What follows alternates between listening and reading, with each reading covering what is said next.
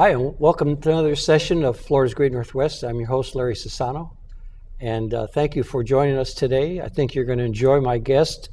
My guest is Morten Neraas, the President and CEO of Green Circle Bioenergy out of Jackson County, and so nice to have you here. And thank you for inviting me. Well, it's a pleasure to talk to a company that has really developed. Is it still the world's largest pellet producing plant?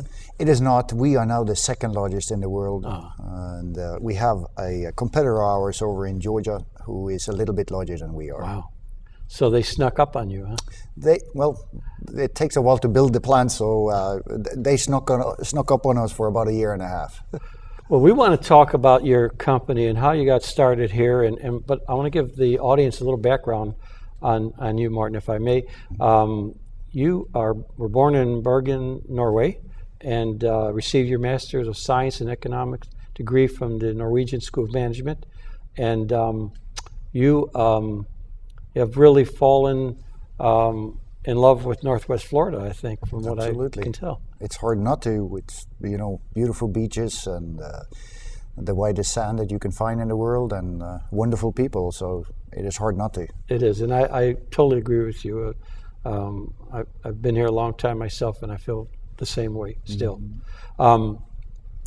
I wanted to touch upon your entrepreneurial nature. I think that really is what fascinates me of anything, is that you are an entrepreneur. Mm-hmm. And I think when you came together with Green Circle, you developed their logistics, and maybe you could focus a little bit about Green Circle and what you really do, so the audience has a full understanding of your company. Sure. Well, what Green Circle does is, of course, make wood pellets. We do that for electricity purpose. Our wood pellets are used as a feedstock in the power generation business instead of using coal. Yes. Obviously, this is a renewable energy source, and it fits in with countries that then have, of course, an incentive system for turning their energy away from fossil-based fuel over to renewable-based fuel. Right. So that's what Green Circle is all about. And the company started in what year? Green Circle was incorporated in June of 2006, and we are still a Florida-based company. So you're still a very young company. We are. The time has gone exceptionally fast, though, since that time. It was a blink of an eye since we started up in downtown Panama City, and we have grown very quickly from there, and we are now over 80 people at the organization. Wow. And like I said, we have a plant up and running, which is the second largest in the world at this point. Morten shared with me before we started taping that you actually got married in Jackson County, Marietta. Mm-hmm. I did. And now your in-laws are live by and so forth. So you've become inundated right into the Northwest Florida region very powerfully. Yeah, and of course, none of these things that you're talking about were actually a factor in positioning the plant here in Northwest Florida. Those were completely different reasons. Basically, three reasons why we are here. The wood basket, there is a large plantation pine forests growing around our plant, which is very important for us. Obviously, we need to know that we have the raw material available to us over a very long period of time. We need to know that that is a sustainable wood basket, meaning that whatever we take out of the forest will regrow over time. We feel very confident about that. It's a very strong forest industry in this area already. And with the pulp and paper business moving away, there was actually a lot of growth that was never utilized properly. Right. So with us coming into the area, the forest area here is much more in a balance. And second reason we are in this area is because of the logistics. Everybody who lives along the 231 corridor would know what I'm talking about. That is, the road infrastructure is excellent. We have a short rail line the bay line that goes from from north of Cottondale down to the port, which was very important to us. And then, of course, the port infrastructure is also exceptionally important for us. The Panama City Port has been a very good partner with us in growing our business to where we are today. So those you just mentioned, the infrastructure that's critical, and you being a logistics expert, you were able to determine that location, because of the pine forest, sustainable pine forest, the rail line, short rail line, and of course the port and the 231 trucking system as well. So the port now is, it's gone through some changes and growing, and the fact that they, I read recently, I shared with you earlier that the governor has approved additional funding for the Port of Panama City and its logistics infrastructure. So that's probably a good thing for a company like yours. Absolutely. But why Northwest Florida? How did you determine that Jackson County, even though with all those factors in place, was the right place to put this plant, who at that time was the largest in the world? Well, I mean, we are actually at the ideal location right where we are, where the plant is. We needed to be close to the rail line, or we wanted to be very close to the rail line, and we are. We wanted to be close to the east-west corridor. We have CSX running east-west, just a little bit north of us. We have I-10 running right east-west, right north of us. And the last point is, of course, that the business climate and the support we are getting from the local community also is very important. And we were met with a lot of very professional attitudes from the local politicians, Bill Stanton and his team, and David Melvin over in Mariana. They came to us and they did a very good job in presenting the local community with their can-do attitude and just helping us, basically taking an idea, making it into a reality with a greenfield site that needed a lot of infrastructure to come to fruition. Well, Bill does a great job, and I've known Bill a long time, and he does have that can-do attitude, and he's been successful and made Jackson County successful because he will pull out all stops to make sure that the companies he's working with have what they need in order to make that decision. So I'm very proud that we have Bill on our team, and he's I hope he sticks around with us for a while and keeps doing that. But there are other growth areas in Northwest Florida, and you are a great spokesperson for the business community for Northwest Florida by what you just said, and we appreciate that. And your testimonial does help to lure other companies to the areas. And I think that you've got a agreement with the St. Joe Company, who we're going to be interviewing later on, in terms of working with them at the Port of St. Joe. Now, that's a different port from what St. Joe's told me from Panama City. Not the same, they're not targeting the same type of infrastructure or support mechanism. So that sounds to me like you're looking to grow more into the area. Yeah, I mean,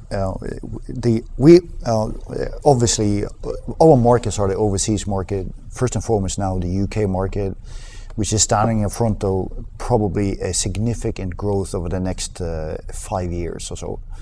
And we obviously want to be part of it. We are a very large player in that market today. And as that market grows, we want to also take advantage of that. And we want to, of course, use the area where we are in to further grow our business if we can.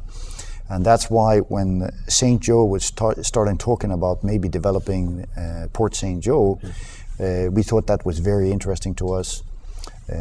We would then kind of build on our local knowledge, our local expertise, and put then what we'd like to do if they can get the money to dredge the port. Right. And we definitely would like to look at putting a plant in close to Port St. Joe, and also support them out of the Port St. Joe area. Yeah, you know, they have that same can-do attitude. I've learned that over the years, and with Park as their president and George that you're working with as well, I really respect their direction in developing the port, because they may not see immediate results from all this funding support and infrastructure improvements, but I think that they are in it for the long term. Mm-hmm. And that's nice to know that you've got a company like St. Joe that's backing the local area development. And Yes. you know, like with your company has a significant impact in the entire region. Mm-hmm. Not only from the standpoint that you employed 80 individuals there, but that you're growing and you provided a tool for these individuals to get employed, have a particular profession that is a growing profession, has long-term sustainability. So I think that your direction is something that we really respect, that you've taken this move to do that. Let's talk a little bit about the production equipment that you use in this pellet producing facility. I mean, it's fascinating. I haven't toured your facility yet. We had the opportunity, but I had to miss it, and I'd like to do that in the near future. But tell us about that production equipment, how that operates and so forth. Sure. Without boring people too much, it's what we use is readily available technology really in other areas. It's been around for a long time. But with the wood pellet, and certainly the industrial side of the wood pellet industry being still fairly new, the adaptation of that technology into what we do is really the key to success for anybody who wants to set up a manufacturing organization. And that is we're still kind of a new industry in that sense. It hasn't been done a lot. The ones that have done it, we have all had our challenges making these pellet producing facilities, going from, coming out of the ground and getting up fairly quickly to their capacity. And we struggle with it, and we see also some of the others that are now coming along are also struggling with doing that. Yeah. But the technology as such has existed for many years. We have been processing wood for generations, and then certainly in this area for a very, very long period of time. We draw on all of that technology that is out there. We have been drying wood for a very, very long period of time. We draw on that technology that exists. They have been pelletizing and hammer milling wood down to fine particles for a very, very long period of time. That is also something we use, we draw on. But if you take, for example, the pelleting side of the industry, there is really no pelleting machinery out there that is tailor-made for wood pelleting manufacturing. It used to be for the feed industry, and we took the feed industry technology into the wood pelleting technology. That didn't work too well. So today we have actually developed our own pellet machines, which we manufacture ourselves, that we have in Cottondale. You manufacture your own machinery for that. That's interesting. Now, the pellets are about as big as like a peanut? Yeah, maybe a little bit bigger than that. Okay. It's an 8 millimeter diameter pellet, a little bit bigger than a peanut when you look at it. Anybody looking at it would say, well, that looks like feed. It does look like feed, because that's where the ideas came from, really, for what we are doing. But its diameter is just a little bit bigger. What about the volume that you produce out of that plant? You talk about second largest in the world. What type of capacity? Are you at capacity right now? Yeah, we are, and we're probably the only one in the world that is actually running a wood pellet plant at capacity. The plant was built to be a 550,000 ton capacity. We've been running that for about a year and a half, maybe a little bit longer than that. And then last year we decided to expand it by about 100,000 or 110,000 tons. So the plant is now actually a 660,000 ton plant. We did that expansion in the spring this year. Was that in your expectations to do that? It really wasn't. We have a bunch of very good engineers. They are very smart. So when you start up the plant and they started looking around and they were starting to tinkering with the equipment and the process, they realized that we probably have some unused capabilities here, that with some minor additional investments we can actually get a significant increase in the throughput. And we have been able to do that. So it's been a very good thing for us. It hits the bottom line big time. How did you identify your European market for the pellets? Well, the owner of Green Circle is a Swedish company. It's a JCE group out of Sweden, and Sweden has traditionally used wood pellets for a long period of time. First and foremost for heating in their homes, which we also have here in the United States. Right.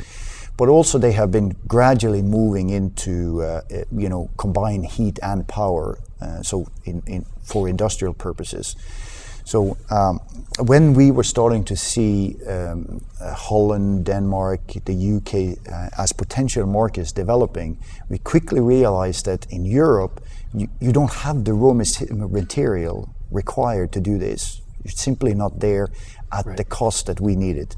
So then we started to look around the world. Where can we then find raw material, find forests that are basically standing there without really a good offtake market for it? Mm-hmm. And that's how we ended up in the southern United States, and then the further search landed us in Cottondale. I heard that because of Northwest Florida in particular, and perhaps other areas around us, Mississippi, Georgia, have similar presence of the yellow pine, is it? Mm-hmm. So obviously we must have some of the greatest abundance of yellow pine in the world. So, and that has the best ability to provide the energy, basically, right? Yep. So in terms of your market, do you see other markets you haven't tapped into yet? You've identified UK and, of course, the Nordic countries. Are there other countries that are potential users of the pellets? In Europe, probably you have the Scandinavian countries, UK, and the Benelux, Belgium and the Netherlands probably, and that is it in Europe. What we are seeing a little bit further out on the horizon is Japan, Korea is starting to open up. Fairly small scale right now, fairly tentative right now.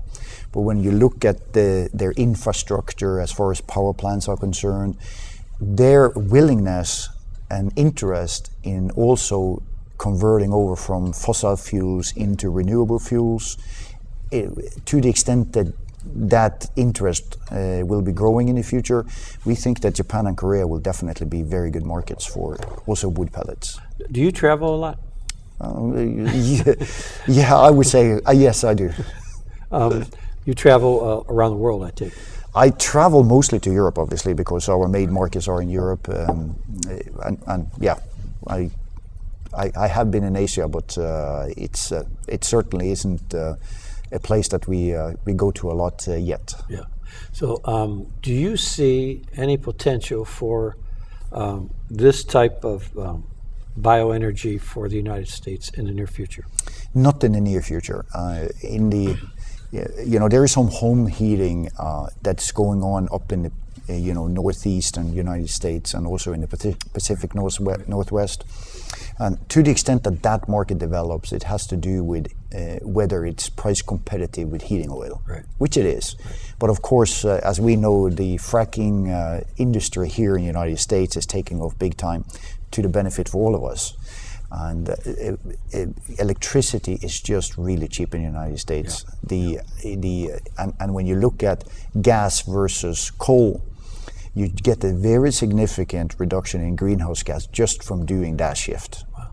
So we don't really see United States being a market for us in the near term. Of course, when you move out further into the future, we do think that as the planet's going to need some alternative energy sources. Yes, we think the United States will be a place for us too that we could service. But we think that is quite a bit into the future. I worked with the military a bit on some of their energy alternatives. That and they've looked at solar a lot and so forth. But have you ever approached the U.S. military about that? Yeah, I mean, what's different with our type of feedstock as a renewable versus the wind and the solar is that this one you could store for a while. Yeah. Which is a big problem, of course, with wind and solar. Now, the issue is, of course, like the military like to take this energy resource with them. Yeah. Which, of course, wind and solar is available when you go other places. While this one you probably have to bring with you as well. So there are some benefits that you could see for the military, but I can see why they want to pursue solar and wind here for a while, definitely. Who supplies you your technology for your plant? Well, it's a combination. There were some European companies who did it. We have a sister company based in Atlanta, which is called Brooks Kluckner. They supplied a big portion of woodyard to us. The drying line was an American company who did for us. And the pelleting and the hammer milling side was originally actually a Swiss company who did it. But the pelletizing side and the hammer milling side, Green Circle is basically going to do. We will supply it ourselves. And now, you mentioned that the countries where you're doing business right now, who's the biggest user right now, and who's potentially do you see in the world as being the biggest user of pellets? Originally, I would say Holland was the biggest user, maybe followed by Sweden. Well, maybe Swedes might take issues with that, but on the industrial side, definitely Holland used to be the biggest one. UK is now taking over and will take over. They are growing from basically nothing a few years ago. We are thinking that the UK market will probably grow to about 15 million tons here in about 4 to 5 years. So you are not the only supplier to them? We are not going to be the only. We are not the only supplier, and we will not be the only supplier. We just hope that we will be one of the biggest ones to them. Yeah. Keep making those visits to London and so forth. Yeah, London is not a bad place to visit. No, not at all. What type of support do you get from the federal government as far as, you've got a biomass-based energy product here. Does the federal government kick in and give you a hand with any of that? The federal government have some programs out there that we can take advantage of. I would say though that it is on the state level and the local level. We really see them stepping up to the plate, and that is obviously because they'd like to get new businesses. It's a competition between various states and local communities to get businesses, and they are very good at it, and that's where we really see the support coming to us when we were looking at cotton there, for example, and also when we're looking at other places. We've got a good friend in this area that I don't know if you had an opportunity to meet with Dr. Paul Hsu.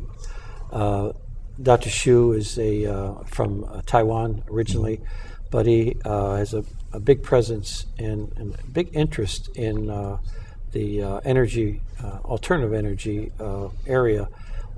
He spends a lot of time in China and has a strong agreement with the Chinese government. He will be someone I will probably, with your interest, introduce to you. And I think the two of you find fascinating. He's now doing a thesis at Harvard University on alternative energy sources. Okay. So I think you and he got to meet. I think it'd be a great relationship. Yeah, absolutely. Well, we've got just a couple more minutes before we wrap up. Maybe you could share with us. I know you've got some other areas of the Southeast you're looking at. If you want to just talk about this, I think the audience might find that interesting too. Sure. Yeah, and I won't spend too much time on it because it's kind of outside of your area of our show, but or your show. But the next place we go concretely is over to Mississippi in a town called Lucedale, George County. It is really going to be a copy of what we did in Cottondale. The state has come through with some tremendous support for the project, all the way from the governor to the Mississippi Development Agency, who is headed up now by a Floridian, and down to the county. They have been tremendous support for us. The port has come through big time. We're going to ship out of Pascagoula. Pascagoula, yeah. And the port director and his team has really come forth with support that was required to induce us in there and was necessary for us to put the infrastructure in place. But so we are excited about that. The development is going a little slower than what we wanted to, but you're not going to move, are you? No. Okay. There's no income tax in Florida. There you go. See, that's something I should have pointed out, but you already knew that. Yeah. Well, we are really thrilled. I'm sorry it took so long to get you on the show, but you are a busy man, and I appreciate the time. And perhaps a year from now we could have you back on the show, talk about where you've progressed from there, and maybe by that time you have more to tell us about the Port of St. Joe and your relationship with the St. Joe Company. Mm-hmm. But fascinating industry. It seems like anything, Morten, it's a timing issue. You seem to have come in at an appropriate time and to develop a company that is done very well, and you've embraced the community. The community's embraced you, and that's good to hear. I want to thank my guest, Morten Neraas, President, CEO of Green Circle Bioenergy. Thank you for joining us today, and thank you for joining us, and I hope you enjoyed this interview today. I'm your host, Larry Sassano with Florida's Great Northwest, and we'll see you again next time. Thank you.